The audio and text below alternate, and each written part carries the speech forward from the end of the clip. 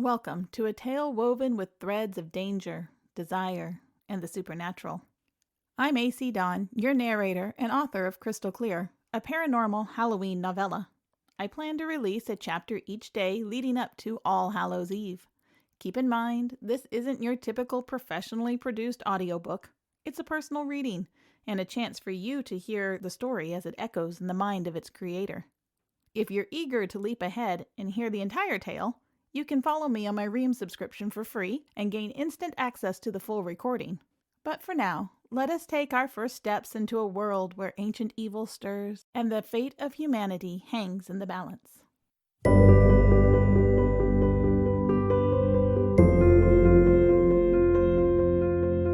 Chapter 8. I'm so sorry, Jason. You didn't have to go through that, I said, and squirmed in his hold. Put me down. He shook his head. You had to see it for yourself. It happened long ago, but that was the moment I knew Mariana was lost beyond all redemption. It is why I rise every century, to ensure she is bound back to the underworld. We must get to the hospital. Now. I sighed and relaxed in his grip. Take a ride at McDonald's, and it'll be down past the Jiffy Lube. I rattled off the directions and resigned myself to being toted around like a sack of grain. We zipped along the deserted street. Slaughter Creek had settled in for the night, ignorant of the ancient evil stirring in its midst. You will have to tell me where Mr. McDonald's property begins, and I have no notion of what a Jiffy Lube could be, though I have my theories. Is it far?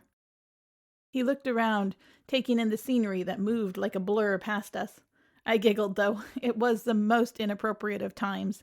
I couldn't help but wonder what he thought a Jiffy Lube might be. It's only a couple of blocks. See the big yellow M up ahead? That's the McDonald's. Turn there and stay to the far side of the street where there's less light. People aren't used to seeing a vampire carrying a witch running down the street. Jason scoffed. Well, I honestly cannot remember a time when such a sight would be commonplace. He grinned, baring his teeth in a wolfish smile as he crossed the street and headed south toward St. Mary's. As we passed the restaurant, his nostrils flared. Gods, what is that stench? His face contorted in revulsion, but he didn't slow his breakneck speed. I laughed. That's the most popular food in the world. What an extraordinary era. We passed the Jiffy Lube, the bay doors were down, and it sat dark and empty. Definitely not what I was thinking. My curiosity got the better of me. We had far more dire things on our plate, but if I didn't ask, it would probably go down as one of my biggest regrets. I have to know. What did you think it was? Jason avoided my gaze for a moment, and I swear he blushed. I thought it was a clever name for a brothel, but I can see I was mistaken. Far too many windows. I laughed until tears streaked down my cheeks. He chuckled, a low rumble in his chest, but couldn't hide his embarrassment, which made me laugh all the harder. I didn't know vampires were so prudish, I said when I had the breath to spare. Jason's lips pressed together in a passable imitation of my mother's disapproving scowl. Modern women seem to have no propriety. The feminist movement was well underway when I woke last, but I would have never imagined it would have endured so far. I snorted with laughter again, but it was cut short as the new addition of the hospital loomed up before us. Modern, well-lit architecture towered over the old brick structure and a squat parking garage. The new building's glass walls reflected the moonlight, giving it an almost ethereal glow in the quiet night. Not scheduled to open until the new year, the addition was silent, still, and empty. Jason stopped dead in his tracks and stared up. His eyes took on a look of wonder. This is the hospital? It's so... He trailed off. I waited a moment. Historically speaking, hospitals were not places of light and beauty. Dark and foreboding, the hospitals of old housed misery and death. Even a vampire as old as time needed a moment to adjust. It won't be open for a couple of months, I said to fill the silence. Put me down. I feel stupid being cradled like a child. Children are much lighter, he said with a playful wink.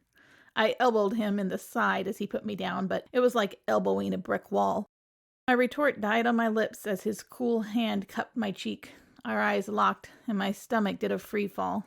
My heart raced as he slowly leaned in, giving me time to pull away. But I didn't. I wrapped my arms around his neck and pulled him hungrily to me. His kiss, cold yet gentle, made me wonder what his skin would feel like sliding along mine. His every touch exhilarated me. Shadows of his memories danced in my periphery. I quickly shielded my mind, closing out his past, and abandoned myself to the moment. With his arms around me, his body pressed to mine, a sense of belonging and safety wrapped around me. I would have never dreamed that the arms of a vampire would be where I found peace. Jason broke the kiss, pulling away with a groan. He tucked some of my escaped curls behind my ear, his fingers lingering to trace down my neck. His gaze spoke volumes as he looked at me. My stomach flipped again as tingling excitement ran through me at the attraction between us. Adelaide Buckley, you make me forget all notions of propriety. He skimmed his thumb over my lips, sending a jolt of heat through me. His eyes darkened with desire. I could lose myself in you, he murmured. My breath hitched as a heady mix of longing and passion raced through me. The intensity of my emotions caught me off guard. I tamped them down. With the Queen of the Night rising at any minute, we had more pressing issues to deal with. I forced a smile and said, "Fortunately, propriety isn't what it used to be. It's a good thing I'm a modern woman, or I'd have swooned or slapped you by now." Jason laughed, and the heat of his gaze cooled, though it lost none of its intensity. A century is but a stitch in the grand tapestry of time, yet this time is different. I have never woken to such change, such potential. He cupped my cheek again, gazing down at me for a long moment. It is time to meet my destiny, and then we shall see what happens next. He turned and headed for the entrance of the hospital. "Wait!" I called, scrambling to catch up with him. He slowed his strides, but didn't stop. "You can't just barge in there. It's not open to the public." "I'm not the public," Jason replied. He pulled me into the shadows against the building. "I go alone from here. You will be in danger if you come with me." He raised his hand to my face and traced along my hairline with a light touch. I swallowed, hoping I would become one of his crystal-clear memories. The thought sent a thrill through me. I couldn't rise again, knowing that even if humanity had been spared, you had been hurt. "Stay here. I will come for you when it is done." He brushed a kiss across my lips and moved with blinding speed toward the entrance. I gritted my teeth and bit back a growl. The Vampire King had a lot to learn about the 21st century, and even more to learn about 21st century women. I slipped into the front entrance that stood wide open, barely clinging to its hinges. Security badges didn't mean much to vampires. I followed the trail of broken doors and found Jason tearing through rooms. The doors banged along the hallway while I waited, hovering at the entrance to the unit. The foyer to the addition towered over me. It contained a 3-story atrium with a conservatory that was half planted. It would one day be a beautiful, serene place of healing, but Jason's crashing and banging shattered the peaceful space. I glanced at the sign above me and saw the operating room was on the 2nd floor. He was in the wrong place and didn't even know it. Jason hurtled back up the hallway and skidded to a stop. "Where is she?" he growled, his agitation erasing his polished demeanor. "You said she would be here." He stood with his hands on his hips and looked at me with accusation. "This is no time for games, witch." I raised my eyebrows. "It's witch now, is it?" Jason exhaled and dropped his gaze. "I apologize, Adelaide. I was ready to meet her, but she's not here. Are you sure you saw the hospital?" "Yes, but the operating rooms are on the 2nd floor. I pointed at the sign." Jason grimaced. "I had not noticed that." "Guys never ask for directions. The elevator is not necessary." He finished my sentence and picked me up again. With a leap, he vaulted up to the 2nd-story veranda that overlooked the conservatory. As he landed smoothly, I rolled my eyes at his self-satisfied smirk.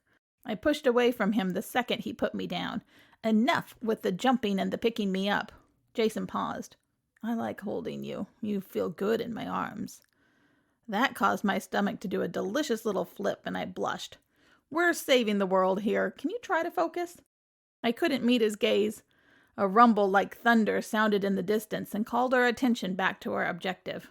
"Mariana." He breathed out her name, and all traces of playfulness dropped away. "Wait!"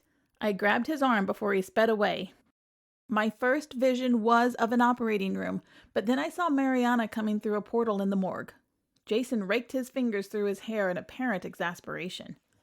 If you would have stopped hauling me around like a sack of potatoes, maybe you would have heard the whole thing, I snapped. He looked ready to explode, so I hurried on. It's through there. Go through the double doors at the back of the OR suite. I pointed to the door behind him, recognizing it from my vision. Jason spun on his heel and rocketed out of the room. I followed as quickly as my human feet could carry me. At the end of a long hallway of supply rooms with their doors hanging off their hinges, the entrance of the morgue gaped open. Cautiously, I peeked into the room. Jason stood utterly still, staring at the double row of stainless steel doors embedded in the tiled wall. The tile, old and yellowed with age, contrasted with the bright newness of the rest of the addition. The morgue was the common point between the old structure and the new. No wonder the place held such a strong presence of death. Unlike in my vision, spirits hung thick in the air, mirroring the vampire's concentration. They stared at the silver doors, but he seemed oblivious to them. Magic leaked from the middle door in the top row. "Where are you, my queen?" Jason muttered, never moving his gaze from the doors. He couldn't see the magic signature pouring from around the door. "The middle one, on the top," I said from the doorway. I couldn't go in the room, not while it hosted a spirit convention. They'd swarm me like they had in the graveyard. Jason's attention jumped to me, and I clamped a hand over my mouth to smother my scream.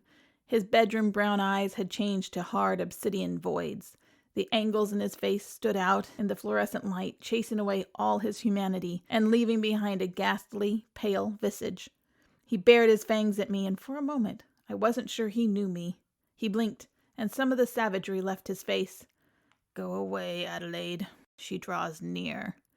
Jason's words were harsh, and he flicked his wrist in my direction. The spirits swarmed around me. The souls of the damned, bound to the place of their tortured demise, they carried madness and malice. Jason's attention once again riveted on the doors, abandoning me to my fate. Smothering ghostly touches slid over my face, while their whispers and cries echoed in my mind. Icy tendrils wrapped around my arms and legs like spectral tentacles, rooting me in place. Phantom fingers clawed along my skin, leaving trails of frost in their wake, while wailing screams reverberated inside my skull. I clamped my hands uselessly over my ears. Spectral faces flickered around me, coming in and out of focus, their gaping mouths opened in silent, endless screams. I fought to draw breath into my burning lungs. Terrified, I dug deep and forced my legs to move. With each step away from the morgue, their grip lessened until I was able to break free. I whirled around from the ghostly onslaught and ran.